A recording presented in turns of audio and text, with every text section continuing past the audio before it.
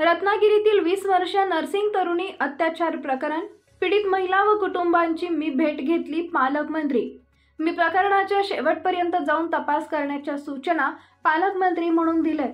या प्रकरणी 3 युवकांना ताब्यात घेण्यात आले। त्यांची सखोल चौकशी सुरू आहे। पीडित व्यक्तीने जो रूट सांगितला त्या रूटचं सीसीटीव्ही पोलिसांना मिळालंय।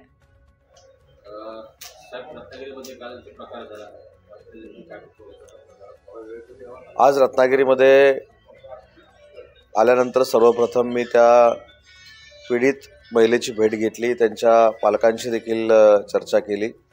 त्यांच्या आईवडिलांना देखील मी भेटलो, त्यांच्या बहिणीला देखील भेटलो।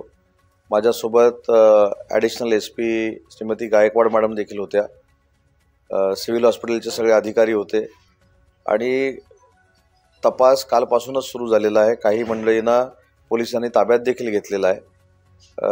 अगदी शेवटपर्यंत जाऊन तपास करण्याच्या सूचना पालकमंत्री या नात्याने मी दिलेल्या आहेत।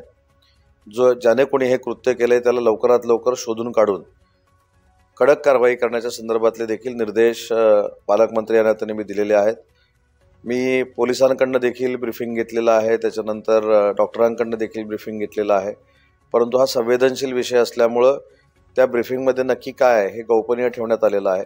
परंतु या सगळ्या गोष्टी ज्या पीडित महिलेनं सांगितलेल्या आहेत, त्या मुलीनं सांगितलेल्या आहेत, ती तशीच्या तशी नोंद करण्यात आलेली आहे। तसा FIR दाखल करण्यात आला आहे आणि त्याच पार्श्वभूमीवर 2 ते 3 युवकांना ताब्यात घेण्यात आलेलं आहे आणि त्यांची सखोल चौकशी करत आहे।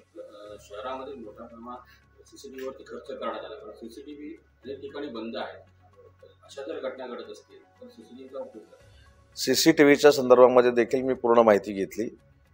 पावसाच्यामुळं काही केबल नादुरुस्त होती म्हणून CC कॅमेरा बंद होता, अशातली प्रकर्षाने काही बाब पुढे आली असे मला पोलीस अधीक्षक सांगत होते। परंतु ज्या व्यक्तीवर हा प्रसंग झाला आहे त्या व्यक्तींना जो रूट सांगितलेला आहे त्याचं सगळं CC फुटेज हे पोलिसांच्या ताब्यामध्ये आलेलं आहे। नक्की त्या CC फुटेजमध्ये काय आहे त्यांनी मला देखील सांगितलेलं नाही, कारण तपास चालू आहे। तपासाच्या बाबतीमध्ये जे काही मला ब्रीफिंग देण्यात आलं ते सद्य परिस्थितीमध्ये जो FIR लॉन्च झालेला आहे त्याच्यावर कार्यवाही पोलीस करतायत आणि त्याच कारवाईपोटी 3 लोकांना ताब्यात घेण्यात आलेलं आहे। त्यांची सखोल चौकशी सुरू आहे आणि त्याच्यातनं नक्की काहीतरी निष्पन्न होईल याची मला खात्री आहे।